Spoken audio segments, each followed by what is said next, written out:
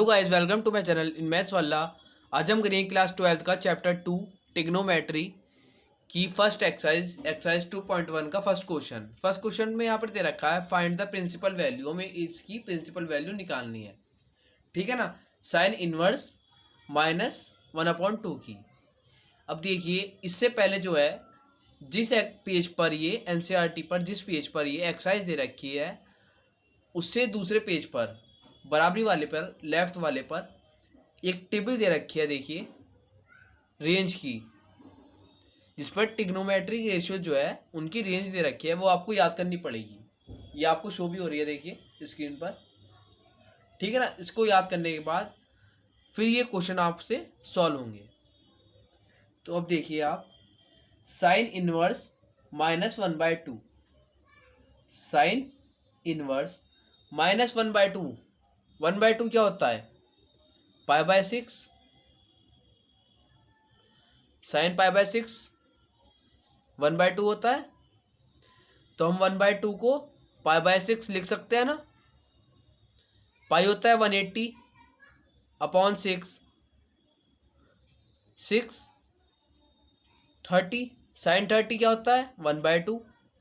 तो साइन π/6 हम इसे लिख सकते हैं। माइनस तो पहले से ही था, साइन π/6, ठीक है। अब देखिए, एक फॉर्मूला था minus sine theta is equal to sine minus theta. अगर साइन बाहर है माइनस का, तो हम उसे अंदर जो थीटा है उसके बाद लिख सकते हैं, है ना। ये बाहर है साइन, हम -π/6 लिख सकते हैं। ब्रैकेट खोल लिया हमने, साइन इनवर्स साइन π/6 -π/6। अब बात सुनिए आप, इसकी रेंज दे रखी है साइन इनवर्स की। क्या है साइन इनवर्स की रेंज? -π/2 से π/2 तक। π/2 क्या होता है? 90, -90 से लेके 90 तक। और हमारा दे रखा है π/6, माइनस के π/6। π/6 क्या होता है? 30। अभी निकाला हमने माइनस के 30, जो कि इन दोनों के बीच में आ रहा है ना, इन दोनों के बीच में। तो जब ये इस रेंज में आ रहा है, दोनों के रेंज में आ रहा है ये, तो साइन इनवर्स और साइन ये कैंसिल हो जाएंगे। साइन इनवर्स 1/sin होता है, ये साइन होता है, दोनों कैंसिल हो जाएंगे। -π/6 बचा, ठीक है ना, -π/6। ये इसका आंसर है। सेकंड पार्ट दे रखा है cos इनवर्स √3/2। अब √3/2 cos में किसकी वैल्यू होती है? किसकी होती है बताइए आप? cos π/6 की। π/6 क्या होता है? 180/6, 30। cos 30 की वैल्यू होती है √3/2 cos में, ठीक है ना। तो हम √3/2 को क्या लिख सकते हैं? cos π/6 लिख सकते हैं। और टेबल में इसकी रेंज की वैल्यू दे रखी है, देखिए क्या दे रखी है, 0 से लेके पाई तक, मतलब 0 से लेके 180 तक, इसके बीच में है। और π/6 क्या होता है हमारा? π/6 होता है 30, जो कि इसके बीच में ही आ रही है। तो क्या करेंगे अब हम? cos इनवर्स से cos, ये दोनों कैंसिल हो जाएंगे, आ जाएगा π/6। π/6 इसका आंसर। थर्ड पार्ट दे रखा है कॉसेक इनवर्स 2 किसमें किसकी वैल्यू होती है? कॉसेक में बताइए किसकी होती है? कॉसेक π/6 की होती है ना, cos 30 की, कॉसेक 30 की, सॉरी। तो हम 2 की जगह लिख सकते हैं कॉसेक 30, मतलब π/6। Cosec inverse cosec π/6। और कॉसेक इनवर्स की रेंज क्या होती है बताइए? कॉसेक इनवर्स की रेंज होती है, देखिए, -π/2 से लेके π/2 और 0 को छोड़कर, ठीक है ना, मतलब -90 से 90 के बीच में, -90 से 90 के बीच में। और पाई बाय 6 क्या होता है 30, जो ये है वो भी इसी में ही आ रही है ना, 0 तो है नहीं वो, तो इसकी रेंज है। तो हम कॉसेक इन्वर्स से कॉसेक कैंसिल कर देंगे और पाई बाय 6 इसका आंसर आ जाएगा। Part tan inverse -√3।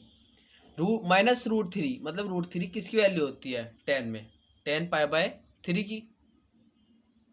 tan inverse -tan pi by 3, ठीक है ना।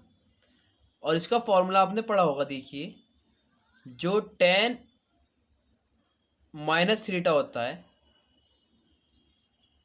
उसे हम क्या लिख सकते हैं, -tan θ लिख सकते हैं। और यहाँ दे रखा है -tan θ, मतलब tan -θ हम लिख सकते हैं ऐसे, tan inverse tan -pi by 3। अब बात सुनिए, इसकी रेंज क्या होती है। इसकी जो रेंज होती है -π/2 से π/2 होती है ओपन में, ठीक है ना। तो बात सुनिए, -π/2 मतलब -90 से लेके 90 के बीच में, यही तो हुआ। और यहाँ दे रखा है -π/3। π/3 क्या होता है 180/3, मतलब 60, जो कि इसके बीच में आ रहा है ना इसके बीच में, तो ये रेंज में है।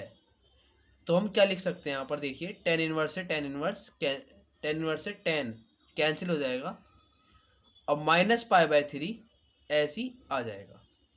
ये इसका आंसर हो गया। ये फिफ्थ पार्ट में दे रखा है cos इनवर्स -1/2। -1/2 cos में किसकी वैल्यू होती है, cos π/3 की। यहाँ पर cos इनवर्स -cos π/3। अब बात सुनिए, आपने फॉर्मूला पढ़ा होगा cos -θ = cos θ। ऐसी sec में होता है sec -θ = sec θ, ठीक है ना। इसमें हम बाहर भी ले जा सकते थे, जैसे इसमें ले जा रहे थे, देखिए tan में sin में, मगर cos और sec में ऐसा नहीं होता, ठीक। अब देखिए ये जो है cos इनवर्स, ये ऐसे लिख दिया -cos π/3। ये -cos किस में आता है, सेकंड क्वाड्रेंट में आता है। फर्स्ट में सारे पॉजिटिव होते हैं, इसमें cos और sec नेगेटिव होते हैं ना। तो यहाँ पर क्या हुआ, और यहाँ पे क्या होता है, पे cos नेगेटिव हुआ, और सेकंड क्वाड्रेंट में क्या होता है π-θ। तो हम π-θ यहाँ पर लगाएंगे, माइनस तो हट जाएगा इस फॉर्मूले से, cos -θ से cos θ हो गया, माइनस हट गया।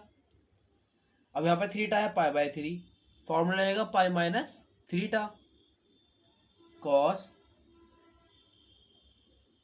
π-π/3, θ है π-θ है π/3, ठीक है ना। अब देखिए cos इनवर्स cos एलसीएम ले लिया पाई -3 पाई, ठीक है ना।